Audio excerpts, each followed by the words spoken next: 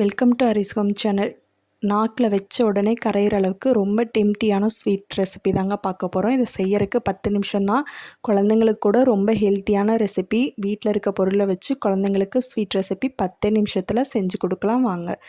இப்போ பார்த்தீங்கன்னா அடிகனமான கடாயில் 1 கப் நாட்டு சர்க்கரை எடுத்துக்கோங்க. நாட்டு சர்க்கரை எடுத்துகிட்டு இந்த கப்பில் எந்த கப்பில் எடுக்கிறீங்களோ அதே கப்பு தான் மெஷர்மெண்ட்டு. இது கூட பார்த்தீங்கன்னா 1 சொம்பு தண்ணி நான் சேர்த்துக்கிறேன். இதில் பார்த்திங்கன்னா 250 ml ஒரு சொம்பு தண்ணி பார்த்திங்கன்னா 250 ml பிடிக்கும். அந்தளவுக்கு நான் சேர்த்துட்டு இது வந்து பாகுபத தேவையில்லை. நல்லா கட்டி இல்லாமல் கரைஞ்சி வந்ததுக்கப்புறம் அப்படியே ஒரு பாத்திரத்துக்கு நம்ம மாற்றிடலாம். நம்ம ஒரு பாத்திரத்துக்கு மாற்றி தனியாக ஒரு எடுத்து வச்சுருங்க. அதே கடாயில் பார்த்திங்கன்னா இப்போ 4 டேபிள் ஸ்பூன் கிட்ட நெய் சேர்த்துக்குங்க.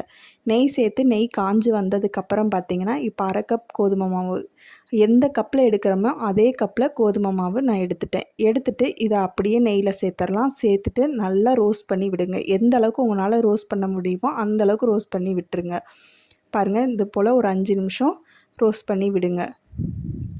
நல்லா ரோஸ்ட் ஆகி வந்ததுக்கப்புறம் பார்த்திங்கன்னா நம்ம எடுத்து வச்சுருக்க அந்த சர்க்கரை கலவையை நம்ம இதோட சேர்த்துடலாம்.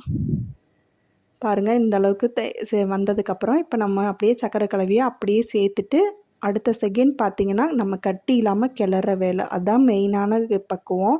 கட்டி இல்லாமல் இந்த கட்டிலாம் உடச்சி விட்டு நல்லா கிளறி விட்டுருங்க. ஒரு 5 நிமிஷம் போல் அடுப்பை லோ ஃப்ளேம்லேயே வச்சு இந்த மாதிரி கட்டி இல்லாமல் கலந்து விட்டுருங்க. பாருங்கள், இப்படி இந்த அளவுக்கு கலந்து விட்டுட்டோம். இப்போ பாருங்கள், ஒரு 5 நிமிஷம் பார்க்குறப்ப இந்த அளவுக்கு இருக்குது. கட்டிலாம் கரைஞ்சி ஓரளவுக்கு வந்துருச்சு. இப்போ நம்ம அடுப்பை ஓரளவுக்கு மீடியம் சைஸில் வச்சு நல்லா கிளறி விட்டுட்டே இருங்க. கைவிடாத அளவுக்கு கிளறி விட்டுக்கிட்டே இருங்க, கை விட்டுறாதீங்க. இது செய்கிறதுக்கு அடிகனமான பாத்திரத்தை வச்சு செய்யுங்க, ரொம்ப ஈஸியாகவே இருக்கும். இது கூட பார்த்திங்கன்னா 2 டேபிள் ஸ்பூன் நெய் சேர்த்துக்கலாம். இந்த பக்குவம் வந்ததுக்கப்புறம் நெய் சேருங்க. இந்த அளவுக்கு சேர்த்துட்டு இதையுமே நல்லா ஒரு 2 நிமிஷம் போல் கிளறி விடுங்க. நம்ம இப்படி எடுத்து விட்டோன்னே ஒட்டாமல் இருக்குது. இதுவே ஓரளவுக்கு பக்குவத்துக்கு கரெக்டாக ரெடியாகி வந்துட்டுருக்குன்னு அர்த்தம். இது கூட 2 ஏலக்காய், இல்லைன்னா ஏலக்காய் பவுட்ரு கூட ஒரு 1/2 ஸ்பூன் நீங்கள் சேர்த்துக்கிறலாம். சேர்த்துட்டு இது கூட நல்லா கிளறி ஒரு 5 நிமிஷம் இருந்தாலே போதும், உங்களுக்கு ரெடி ஆயிரும். பாருங்கள், எடுத்து விட்டோன்னே ஒட்டாமல் இருக்குது பாருங்கள். இதான் கரெக்டான பக்குவமாக இருக்கும்.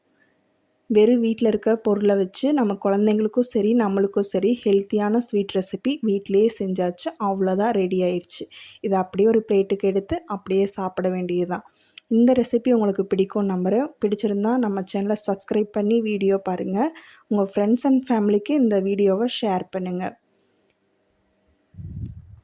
மறக்காமல் செஞ்சு பார்த்துட்டு எப்படி இருக்குன்னு கமெண்ட் பாக்ஸில் கமெண்ட் பண்ணுங்கள். வேறு எந்த ரெசிபி வேணுங்கிறது கமெண்ட் பாக்ஸில் கமெண்ட் பண்ணுங்கள். தேங்க்யூ ஃபார் வாட்சிங்.